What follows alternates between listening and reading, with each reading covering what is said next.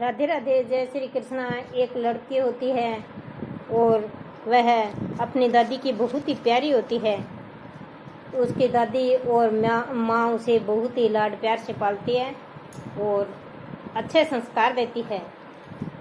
जब लड़की बड़ी हो जाती है तो बहुत ही संस्कार वाली लड़की होती है। वह मंदिरों में जाती है, पूजा करती है, सुबह जल्दी उठ के स्नान करती है, फिर मंदिरों में जा कर के घर का सारा काम कर लेती है और सभी के साथ है अच्छे से रहना जानती है। फिर उसके दादी कहती है अपने बेटे से, बेटा मेरी पोती बहुत ही संस्कारी है, इसलिए इसके लिए संस्कारी ससुराल देख कर आना। जब उसके पिता बाहर निकलते हैं सगाई के लिए तो उसे रिश्तेदार भी वैसे ही मिल जाते हैं जैसे वह लड़की होती है। बहुत ही अच्छे रिश्तेदार मिलते हैं और वह अपनी बेटी की सगाई करके और शादी भी कर देता है।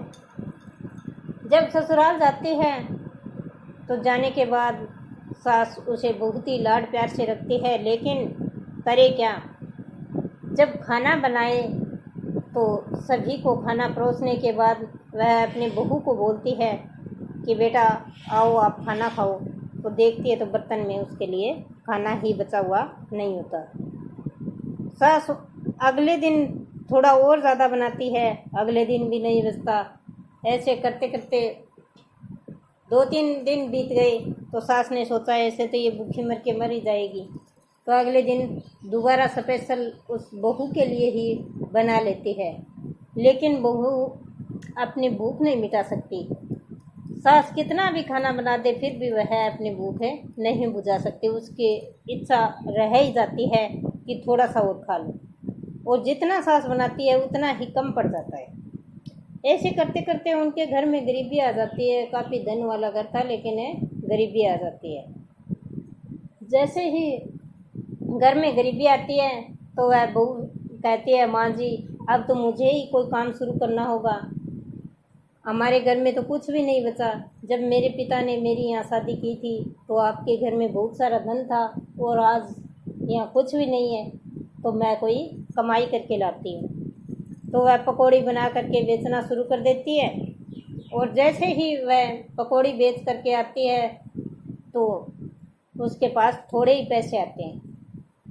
इतने ही पैसे आते हैं कि उसकी सास, उसका पति और उसका ससुर, वो 3 ही पेट भर सके, उसके लिए कुछ नहीं बचता। वो सास भी बूढ़ी हो जाती है और ससुर भी बूढ़ा हो जाता है और पति जो है वो भी काम करते हैं, दोनों पति पत्नी काम करते हैं, लेकिन उस लड़की के लिए खाने के लिए कुछ भी नहीं बचता। और अगर वह पकौड़ी बना करके उसमें से एक पकौड़ी खा लेती है तो उस दिन उसकी पकौड़ियाँ बिकती भी नहीं है, तो फिर से खाना खाने बिना ही रह जाती है। ऐसे करते करते काफ़ी समय बीत गया। फिर उसने कोई साधु महाराज से पूछा। बहुत ही तपा हुआ साधु महाराज उसके गांव में आ गया, तपस्या कर रहा था। तो वह वहाँ जा कर के साधु महाराज से पूछती है, महाराज मेरे साथ ये क्या हो रहा है? मेरे ससुर के घर बहुत ही धन दौलत था और बहुत ही अच्छी मेरी सास थी, बहुत अच्छे मेरे पति हैं, लेकिन मेरे साथ पता नहीं क्या है। मेरा इतना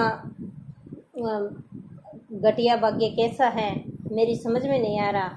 न ही तो भगवान ने मुझे संतान दी है और न ही मेरे घर में कुछ मेरे लिए खाने के लिए बच रहा है। तो साधु महाराज कहते हैं कि पिछले जन्म में जो कर्म तूने किए हैं उसी के हिसाब से बे माता ने तुम्हारे कर्म में यही लिखा है कि तुझे न संतान मिलेगी और न ही तुझे खाने के लिए मिलेगा, चाहे तू कितना ही काम कर लो और कुछ भी कर लो। तो कहती है, महाराज अगर बे माता ने मेरे कर्म में ऐसा लिख भी दिया है तो उसको टाला कैसा जाए, कैसे जाए? मैं क्या जतन करूं कि बे माता के लिखे हुए लेख को टाल सकूं? तभी साधु महाराज कहते हैं, बेटी बे माता के लिखे लेख तो कोई नहीं टाल सकता, और अगर थोड़ा बहुत टलेगा तो कोई पूजा पाठ के द्वारा ही टल सकता है, ऐसे तो नहीं टल सकता। तो कहती है महाराज मैं तो बहुत ही पूजा पाठ करती हूँ, बचपन से करती आ रही हूँ। तो महाराज कहते हैं तभी तो आपको इतने अच्छे परिवार वाले मिले हैं, वरना पिछले जन्म में तूने तो अपनी सास को और अपने ससुर को घर से निकाल दिया था, और वही सास ससुर आज जो हैं तुझसे कितने प्यार कर रहे हैं। ये जो आज तेरे सास ससुर हैं वही पिछले जन्म में थे, लेकिन तुझसे कितना प्यार कर रहे हैं, क्योंकि तू भगवान की भक्ति कर रही है, इसीलिए भक्ति के कारण तुझे इनसे प्यार मिल रहा है, वरना ये भी तुझे घर से बाहर निकाल देते। और अगर भक्ति में लगी रहेगी तो हो सकता है भगवान कभी न कभी तेरी ज़रूर सुनेंगे, और बेमाता हो सकता है कभी लेख पलट भी दे, लेकिन बेमाता आज तक कभी लेख पलट नहीं रही है। आज तक कभी बेमाता ने लेख है नहीं पलटे हैं। तो ऐसा सुन करके वह घर में आ जाती है और आ करके और पूजा में लग जाती है। और जैसे ही सुबह होती है तो सुबह जल्दी उठ जाती है, 4 बजे से पहले उठ करके सारा काम निपटा करके और 4 बजे मंदिर में जा करके फिर पूजा पाठ करती है ऐसे करके। और वो भूखी ही कुछ बिना खाए और महीने तक अन्न मुंह के पास भी नहीं लाती और पूजा पाठ करती रहती है। तभी एक दिन शिव भगवान प्रकट हो गए और बोले, क्या बात है बेटी, तुम कितनी पूजा आराधना करती हो मेरी, तुम्हें क्या चाहिए? तो वो कहती है महाराज मैं आपके दर्शन करके धन्य हो गई हूँ, और आपको क्या बताऊँ, आपसे तो कुछ छुपा ही नहीं है कि मुझे क्या चाहिए। तभी शिव भगवान कहते हैं बोलो बेटी तुम्हें क्या चाहिए?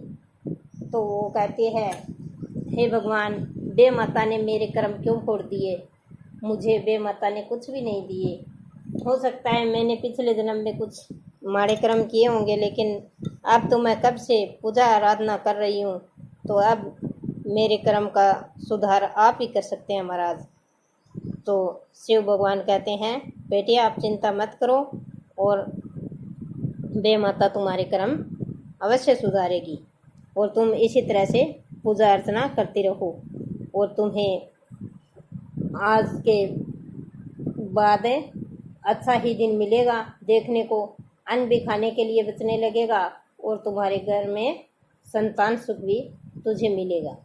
तो वह ये वचन सुन करके और प्रसन्न हो जाती है और भगवान को भोग लगा करके अपने घर आ जाती है। लेकिन सारा दिन शिव भगवान की आराधना करती ही रहती है, और साथ में बे माता को भी याद करती है, हे बे माता जी मुझे माफ़ कीजिए, अगर मैंने पिछले जन्म में कुछ माड़े काम कर दिए हैं तो मुझे माफ़ कर दीजिए, मैं आज के बाद कभी ऐसे कार्य नहीं करूँगी। तभी एक दिन सौपन में बे माता आती है और कहती है बेटा तेरी पूजा आराधना पूरी हुई और तुझे सब कुछ संतान सुख भी मिलेगा और अन्न भी मिलेगा, और मैंने जो तेरे भाग्य में लिखा था वो पिछले जन्म के हिसाब से लिखा था, लेकिन तूने सब कुछ जो है पूजा करके और पाप काट लिए हैं, तो अब तेरे बुरे दिन समाप्त हो गए और अच्छे दिन आएंगे। सौपन में ये बोलकर बे माता चली जाती है और 9वें महीने उस लड़की को बेटा हो जाता है और सभी खुशी मनाते हैं, और उसके लिए अन्न भी घर में बचने लग जाता है और फिर से घर में धन हो जाता है उतना ही जितना पहले था। और उसके सास और पति वो भी मान जाते हैं कि पिछले जन्म के कर्म किए हुए थे, इसी कारण से ये दिन देख रही थी, लेकिन अब जो है पूजा करने से इसके दिन अच्छे आ गए हैं। और अगर मेरी वीडियो पसंद आई है तो लाइक शेयर सब्सक्राइब ज़रूर करें और बेल आइकन दबाएं। और धन्यवाद मेरी पूरी कहानी सुनने के लिए।